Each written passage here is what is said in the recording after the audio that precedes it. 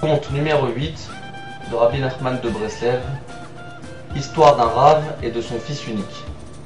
Il était une fois un rave qui n'avait pas d'enfant. Il finit par avoir un fils qu'il éleva et maria. Ce fils unique passait son temps à étudier dans une petite pièce, comme c'était l'usage chez les gens riches.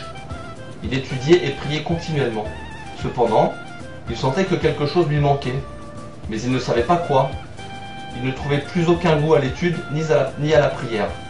Il en fit part à deux jeunes gens qui lui conseillèrent d'aller chez un certain tzaddik. Le fils unique accomplit une mitzvah qui le fit passer dans la catégorie de petit luminaire.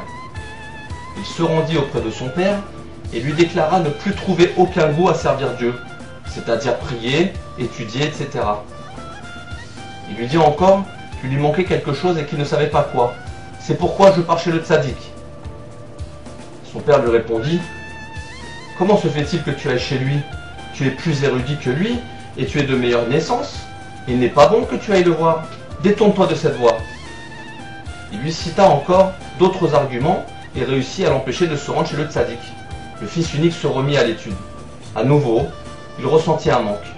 Il prit encore conseil auprès des jeunes gens qui lui répétèrent de partir chez le tzaddik. Il se rendit à nouveau chez son père qui le dissuada encore une fois de partir. Et tout cela se reproduisit plusieurs fois. Le fils unique sentait toujours qu'il lui manquait quelque chose. Il languissait de pouvoir corriger cette imperfection dont il ne connaissait pas la nature exacte. Il se rendit une nouvelle fois auprès de son père et le supplia tant et si bien que ce dernier fut obligé de partir avec lui. Car il ne voulait pas que son fils unique parte seul. Il lui dit: regarde, je vais venir avec toi et je te démontrerai que ce tzaddik n'est rien. Ils attelèrent les chevaux à la voiture et se mirent en route. Puis le rave dit à son fils: écoute, je pose une condition. Si le voyage se passe bien, cela voudra dire que le ciel ne s'y oppose pas. Sinon, c'est que le ciel s'y oppose et nous rebrousserons chemin. Et ils roulèrent. En arrivant sur une passerelle, un des chevaux tomba et la voiture se retourna et père et fils faillirent se noyer. Le père dit alors: tu vois bien que rien ne va et que ce voyage n'est pas voulu par le ciel. Ils rentrèrent chez eux. Le fils unique s'était remis à étudier et avait encore senti qu'il lui manquait quelque chose sans savoir quoi. Il supplia encore son père qui dut à nouveau partir avec lui. En chemin, il posa la même condition que précédemment, au cas où le voyage se passerait normalement, etc. Sur la route, les deux essieux cassèrent. Le père dit à son fils: tu vois bien toi-même que ce voyage n'est pas pour nous. Est-il naturel que les deux essieux cassent? Combien de fois avons-nous roulé avec cette voiture sans que pareille chose ne se produise? Pour la deuxième fois, ils rebroussèrent chemin. Le fils unique s'était à nouveau remis à étudier. Il avait à nouveau ressenti un manque. Les jeunes gens le persuadaient encore et encore de partir. Il se rendit à nouveau auprès de son père et le supplia encore et encore. Son père fut encore une fois obligé de l'accompagner.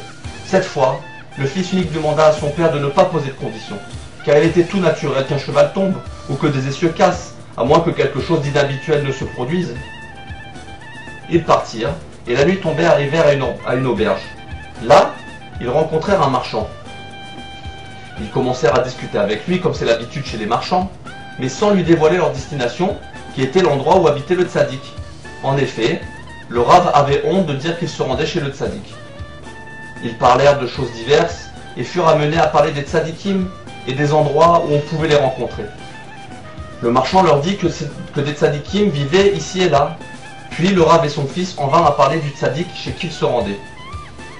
Alors le marchand leur dit, l'air étonné: celui-là, c'est un homme vil. Je reviens de chez lui et j'étais présent quand il a transgressé un commandement. Le père dit à son fils: mon enfant, tu as entendu ce qu'a dit le marchand? Il a parlé sans malice. Seul le tour pris par la conversation lui a fait dire ces mots. Il revient de chez le tzaddik. Et le rave et son fils unique rentrèrent chez eux. Le fils mourut. Il vint en rêve à son père. Ce dernier remarqua que son fils était très en colère et lui demanda: pourquoi es-tu si en colère?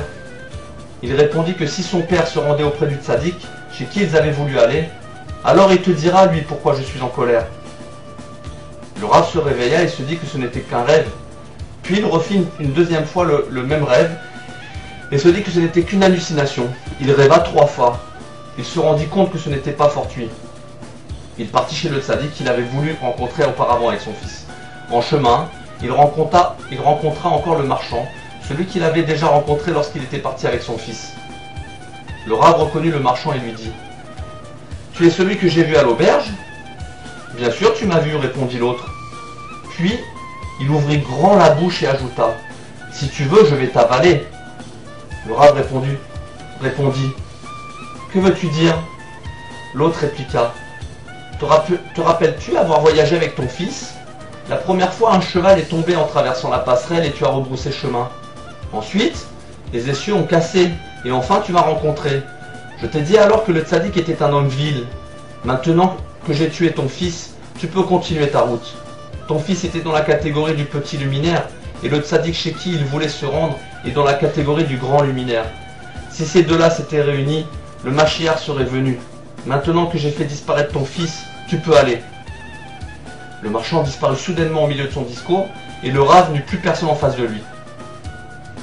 Il se rendit chez le tzaddik et s'écria « Malheur, malheur, malheur pour celui qui est perdu et qu'on ne peut retrouver. » Le marchand était en fait le Samer même en personne, qui s'était déguisé et les avait trompés.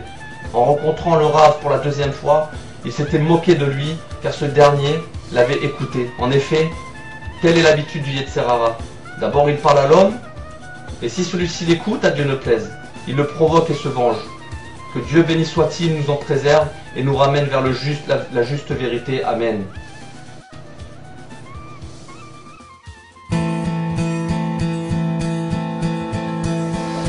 Il y a un tzaddik dans le monde n'est pas condamné. Il suffit de s'y attacher, tout peut être réparé. Il y a un tzaddik dans le monde n'est pas condamné. Il y a un tzaddik dans le monde, s'y attacher, pas compliqué. Suivre ses conseils toute l'année, Rosh Hashanah à ses côtés. Il y a un tzaddik dans le monde n'est pas condamné. Un fleuve coule dans le monde qui nettoie de toutes les impuretés. Un fleuve coule dans le monde, il suffit de s'y tremper. Un fleuve coule dans le monde, il suffit de s'y tremper. Il y a un tzaddik dans le monde, c'est lui qu'il faut chercher, même s'il faut faire le tour du monde, sur les mains et sur les pieds. Il y a un tzaddik dans le monde n'est pas condamné. Il y a un tzaddik dans le monde, c'est lui qu'il faut rechercher, même si c'est pour le trouver un quart d'heure avant de crever. Il y a un tzaddik dans le monde n'est pas condamné. Il y a un tzaddik dans le monde, s'y attacher, pas compliqué. Suivre ses conseils toute l'année, Rosh Hashanah à ses côtés. Il y a un tzaddik dans le monde n'est pas condamné. Il y a un tzaddik dans le monde, c'est lui qu'il faut rechercher. Il y a un tzaddik dans le monde, il peut tout réparer. Il y a un tzaddik dans le monde, c'est lui qu'il faut chercher.